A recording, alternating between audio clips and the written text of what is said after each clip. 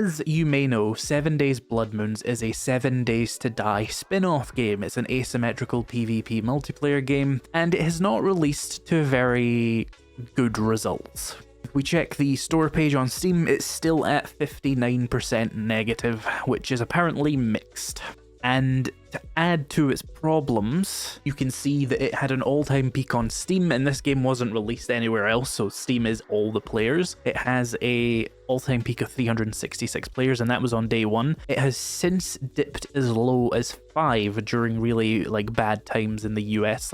9 AM GMT there basically translates to 5 AM America, and that's probably where the vast majority of this game's audience are. So yeah, during those times the game dips to 5 players, 7 players. The SteamDB owner estimations put it roughly between 6,000 copies sold and 12,000 copies sold. I think that's very generous as an assumption that 12,000 people would have bought this. I think 6,000 is probably more realistic. And you can see it has 19 viewers on Twitch right now, which will be very relevant in a second. So all that to say, Blood Moons shit the bed very badly on release, and now it's having to recover from that failure. So they've released a roadmap going over what they plan to do to improve the game. And the first thing we have here is new playgrounds, and immediately we're greeted by our old fucking enemy, Twitch integration. I cannot believe that when a game shit the bed this badly, Fun Pimps presumably told Illogica what you need to do is put Twitch integration into the game. That'll save it with its 19 viewers on Twitch. Did it say a daily peak? Yeah, 63 24-hour peak. Nobody cares. I think, is that still higher than its actual daily players? Yeah.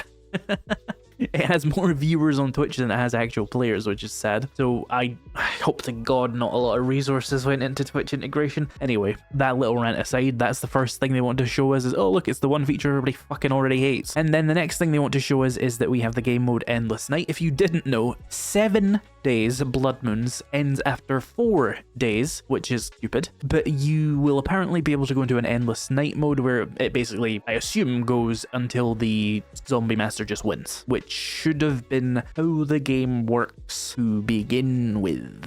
Why did it not release like this? Anyway, it also has 6 new maps coming. It's worth noting that 2 of these maps were actually already added to the game, I think, Cemetery and Far West. So that puts the game at a grand total of 5 maps now, with an additional 4 coming, so it will have 9 maps, which is definitely an improvement because the lack of maps is one of the biggest problems with this game. And then we have more zombie features. Again, they advertise the skins first, which is just bizarre. We're getting playable zombie bears, playable zombie crows, playable zombie vultures, zombie dogs, something called the Dead Ringer, Billy Banjo, and the Rodeo Clown. Again, this was in the marketing material for this game, and it's now being put on a roadmap. How incredible is that? Just, you love to see it. Just advertise your game with one thing and then put it in a roadmap for some point in the next few months. Genius. They're adding throwable grenades, the grenade in the cocktail Molotov, apparently. I don't know why that's backwards. And a quest system, matchmaking improvements, tutorial improvements. That's a big one because the game was very difficult to understand when I first played it. I got a lot of help from my YouTube comments at least. And some gamepad support, it looks like, with open lobbies, which I think means you'll be able to go into a lobby browser and find maps that are in progress, which helps a lot because the matchmaking system doesn't function when there's only 20 players online. You're just waiting for them to end their game so that you can be reshuffled into their things. So if you can join midway or you can join existing lobbies and stuff, that'll help a lot with finding games, especially if they don't intend to make this game actually successful, which would solve the problem. And they've got other things here for continuous additions, more weapons, bugs, balance updates, and more merit badges. If you've never played Blood Moons, and I wouldn't blame you because nobody's played Blood Moons, more merit badges is the little perks you get every night you survive, so there'll be more of those. And player titles, VIP skins, tags, and player remotes, which is shit and nobody gives a fuck about. So is this roadmap, even if they get everything in here perfect, going to save this game? Probably not. It doesn't address the major concerns that people have, which is the game's immensely shallow. It has 5 building blocks. It's a repetitive game mode where you just fight against zombies. The Zombie Master game mode is genuinely quite fun, but it doesn't have enough to sustain enjoyment for the other players in the lobby who are just playing a really stripped down version of 7 Days to Die. And yeah, it's just got nothing to really draw you in. There's one game mode and 2 ways of playing it.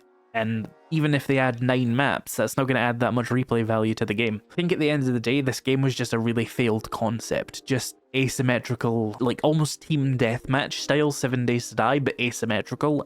I don't know. There's ways they could fix this. I just don't know if they ever will bother to do it. You know, you could add a lot more depth to the gameplay.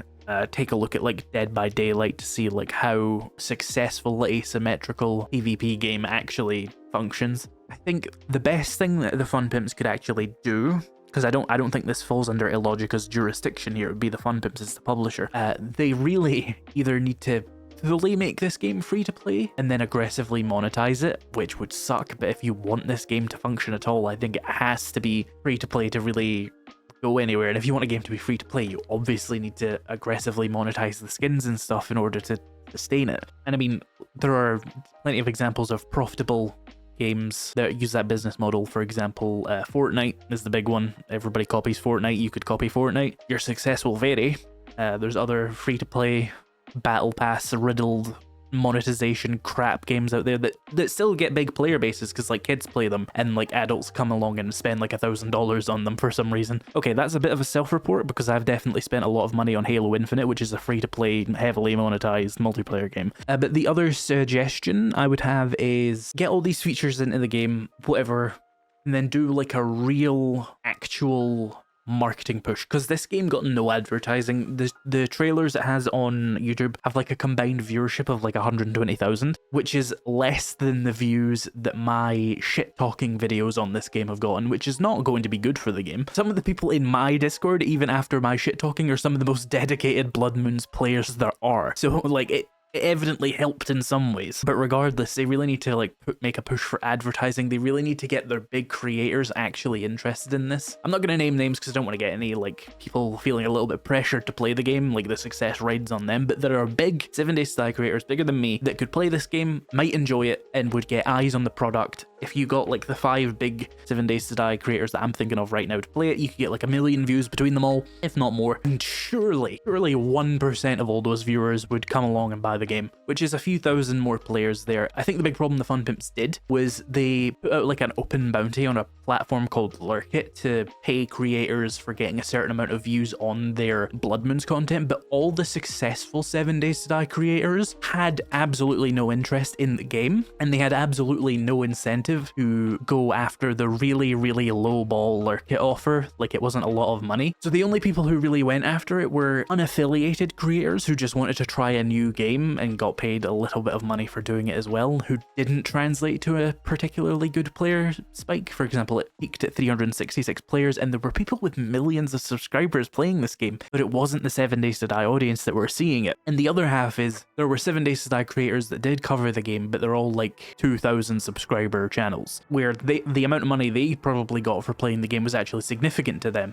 But that's not going to be significant enough for people who could just make any other video and get paid more for it. And that's the problem there. If they had instead took all that budget they wasted on paying for 366 peak players and given it all to like 5 people, I reckon the game would have actually done a little bit better. And no, that isn't me asking them to pay me, because I would never be considered for that. Obviously, they hate me. But other big creators in 7 Days to Die who are more liked by the Fun Pimps would be a smarter choice. Rather than paying like 100 people a small amount of money, pay 5 people a big amount of money, and they'll actually get the game in front of the people who might actually play it. This is my consideration there. So you would do that, the big marketing push with like the big 7 Days to Die creators. If you can convince them that you've made a good enough change, that is the big thing. You have to actually convince those 5 or 6 people that you've actually made good changes to the game. The next thing you need to do is do like a free-to-play week. When this game comes out of early access, you need to get eyes on it, and then you need to give everybody like a chance to play it for either a weekend or a few days, so that there are people who can come in and get hooked on it and then might actually buy it. And I think you might need to give them a discount afterwards as well, like a 50% discount, because I don't think many people think this game is worth $20. If you do all of that, then you might actually have like a a spike in players that will get this game the momentum, and then you can put the price back to $20. Although I still think free-to-play is the better way to go. You're aggressively monetizing these skins already. Just double down on that and make the game free-to-play, and a lot of the problems with the actual game kind of just go away, because like you can't complain that much about a free game, right? Like what can you expect of a free game? You went on, you played it for 2 hours, you thought it was mediocre, nothing lost, nothing lost.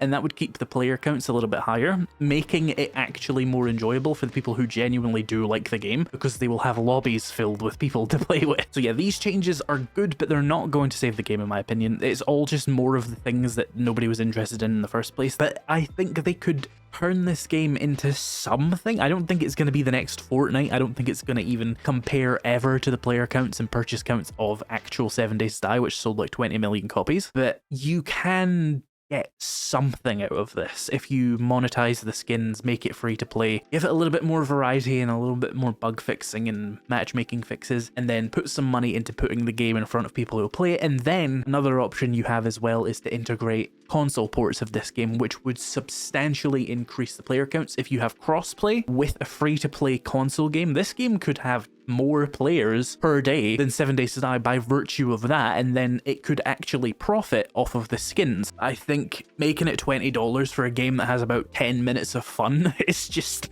not gonna work. Let me know if this changes your opinions on 7 Days Blood Moons. Like, were you just waiting for the zombie bear to be added? Or let me know if like you would try it if it was free to play, or if you're on console waiting for it to come out. Like, they need to grasp for any players they can get, because this game is so close to hitting 0 players online. I think it's got another month before it genuinely completely flatlines, if you don't want to call what it's already done flatlining. I mean, 60 peak players on a weekend is depressing. So yeah, give me all of your thoughts about this game and what it would take for you to actually play it. Because I'd wager Illogica in particular would probably be really interested in what would actually make people want to play this game. And I know I've shit on this game a lot, but I would actually like to see the game succeed. But it has to deserve to succeed. It's in my interest as a 7 Days related content creator for this game to blow up and for there to be reasons for me to make content on it. So if you have things you would like to see from Blood Moons that would make you consider playing it, let me know, because there's not a lot of places you can talk about 7 Days Blood Moons, because there's not a lot of creators talking about it. Nobody talks about it on the forums. The Steam reviews are really the only place. So let your thoughts be known here. And while you're there, hit the like and subscribe button for more 7 Days related content. Thank you so much for watching, and I will see you in the next video.